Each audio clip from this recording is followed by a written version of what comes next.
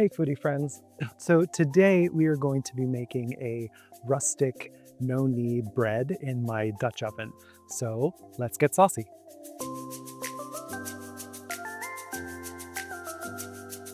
All right, foodie friends, like I said, rustic no knead bread. It's going to be crispy and delicious. It's going to bake in my Dutch oven, like I said. So let's get started. I'm going to weigh my flour. You don't have to do this if you want to measure it. It's 6 cups of flour. So if you're going to measure it by volume, meaning you're going to use cups, the best way to do that is to spoon it into the cup and then level it off. That way it kind of lightens it up a little bit and don't get too much flour. So keep turning my scale off instead of zeroing it out. All right, so I'm gonna measure this out. So this is gonna be 720 grams of flour. Now, I don't do this all the time. You'll notice most of my recipes, even my baking recipes, are written with volume measures. But like I said, this is a more accurate way to do it. So I always spoon and level if I'm doing volume measures, but in my head, I want to try to get into the habit more of doing the weight measures. But anyway, 720 grams of flour, done with that. To that, I'm adding 2 teaspoons of instant dry yeast and 2 teaspoons of kosher salt. And then I'm going to give that a quick stir together to incorporate everything. And then I'm going to add in my water. So this is 3 1/3 cups, just shy of 800 milliliters of water. I'm just gonna mix this in with this Danish whisk. You could do this with a rubber spatula. You could do this with a wooden spoon, whatever you have. You don't need to have this kind of whisk. I just happened to buy this not long ago, and this is actually the first time I'm using it. It's good for doughs like this that are gonna be a little bit firmer. Get this nice and incorporated. So this, like I said, again, is a no knead dough. I am going to do a little something that the original recipe did not do. I will link the original recipe that I'm basing this off of in the description, so you can see that one. It's I'm gonna add a couple of steps to this in that I'm gonna do some bowl folds on this because I want a little bit more structure. So the original recipe, you just mix this up and you let it rise and then you form it and bake it. So instead of just letting it sit and rise by itself, I'm gonna do those bowl folds, which means I'm just gonna come in here. So foodie friends, we had a little bit of a snafu. My camera shut off and I didn't realize it. Anyway, so I ended up, this was way too wet for my liking. I thought there was no way it was going to get any structure. So I went back to the recipe, and though everywhere else I looked, it says, that a cup of flour is 120 grams. This recipe, she said 6 cups of flour was 840 grams. So I did end up adding about another cup of flour to this, and I didn't even use all the water that she had put on her recipe. So I will break that down and figure that out when I do write the recipe. I have actually never used her recipe before. I've used a different recipe, but my Dutch oven is bigger than that recipe I used to use, so I wanted to make a larger loaf this time. So anyway, now that this is well incorporated and I think this has got more structure, it's still sticky. I mean, this dough is a sticky dough, and it's a high hydration kind of dough. So cover this bowl. In a half an hour, we'll come back and we'll do our first fold. We're going to do that 4 times. So every 30 minutes, 4 times, we'll do a fold. The last 30 minutes, we'll get the Dutch oven in the oven. We'll preheat the oven with this in there, and then I'll show you the rest when we come back. All right, foodie friends, we are back, and our dough has been proofing for about a half an hour. So I'm going to try to do some bowl folds. I'm going to use my scraper for this. I would usually do this by hand, but this dough is really, really wet. So I'm gonna use the scraper to just go around and pick it up and fold it over on itself. So you can see I'm gonna help that create some more structure.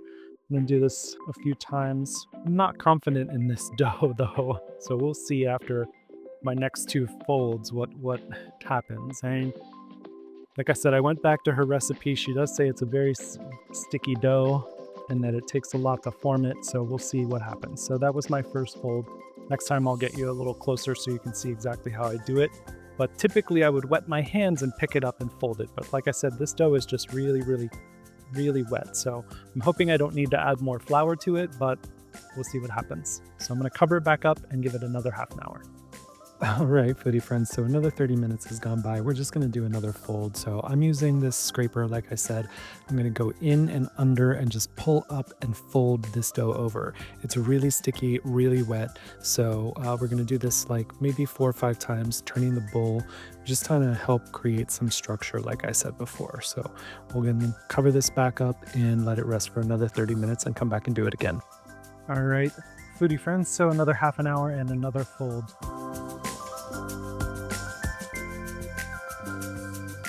Cover it back up for our last 30 minutes of the rise in the bowl. Now after that, I'm going to shape it. So that's our kind of last folds, but then we'll shape it. So we'll fold it a little bit more when we shape it. Now, at this point, I'm also going to pop my Dutch oven in the oven, put it at 450 degrees, let that preheat with the oven and keep it in there until this is ready. So once another 30 minutes goes by, like I said, I'm going to shape this and then I'm going to give it like another 15 to 20 minutes after I shape it. And then we'll put it in our Dutch oven and bake it. So another 30 minutes and we'll be back. Hey foodie friends, so I am actually deciding to pivot slightly on this. I was going to go ahead and take this out and shape it now, but I want to give my Dutch oven about 15 more minutes to really get screaming hot. And so instead of that, because this dough is really slack, so I don't want it to spread too much sitting on the counter already shaped. So I'm just going to give it another quick little fold, give it that 15, maybe 20 more minutes while that Dutch oven gets really hot, and then I'll shape it just before I put it in there. All right, foodie friends, we are back. Now we're going to shape this dough. So I am going to very generously flour my countertop here because, like I said multiple times, this dough is really sticky. So I don't want it to stick too much to my countertop. So I'm going to get this good and floured up. And then I'm going to turn the dough out. So we're not going to let this rise again. So I want to be gentle with this so I don't deflate too many of these bubbles in here. I'm just really shaping this into the form that it's going to go into the Dutch oven in. And then we're going to move it over to some parchment paper and get it baking. So I'm going to get some flour on my hands too, a little on the top of this dough, and kind of coax it into my oven. My Dutch oven is an oval, so I'm going to try to coax it into a little bit of an oval. Kind of pinch it together. Seal this up.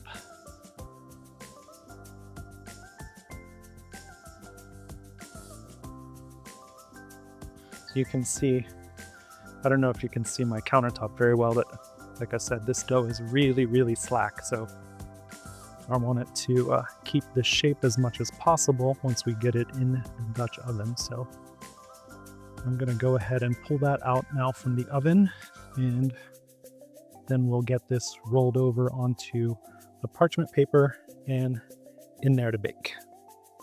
Pot holders, guys. Remember, this thing is at 450 degrees. It's screaming hot. Be very careful with everything now at this point. All right, so I've got a piece of parchment here that I kind of crumpled up so it's a little more flexible. I'm going to give that a little dusting of flour as well. And then I'm going to,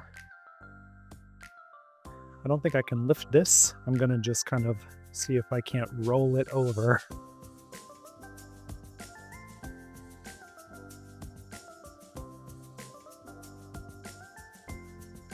Okay, so my camera went off again, guys. I don't know what you saw, what you didn't see. I shaped my bread. I gave it a slice on top with the lamb. Stuck it in here with the parchment paper. This is going to go in the oven now, 450 degrees for about 40 minutes. And then I'll take the cover off and bake it until it gets the color I want. So, you know, anywhere from 10 to another like 20, maybe even 30 minutes, depending on how you want it colored. So in the oven we go. All right, fruity friends. So our bread is out of the oven. I ended up letting it go for about another 35 minutes just to get a nice golden brown crust on the top. So very carefully going to take this out of our Dutch oven and set it on this rack to cool. Now, it's not super beautiful, but it's a nice loaf. Got some good color on it. So I'm going to let this cool. Resist the temptation to cut into this. It smells really good. You know, you want that. You feel like you want to get some fresh warm bread, but if you cut this now, if you cut bread when it's too hot, there's so much steam still inside that needs to dissipate that the texture kind of gets weird and gummy inside. So let it cool completely till it's not warm to the touch anymore, and then we'll cut it and taste it. All right, foodie friends, so I've let the bread cool and we are gonna go ahead and give it a cut. You can hear that nice crispy crust. Looks, like I said, not the most beautiful, but it'll do.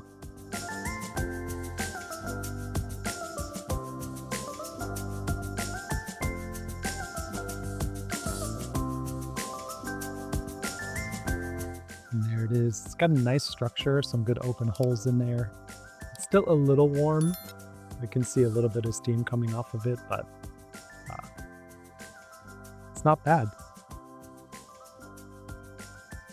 Yeah, I probably should have let it cool down a little bit more because it's still warm inside. So it might be a little bit gummy. Get a little bit of butter on here. Actually, I always have unsalted butter, so I'm going to sprinkle a little bit of salt on here too.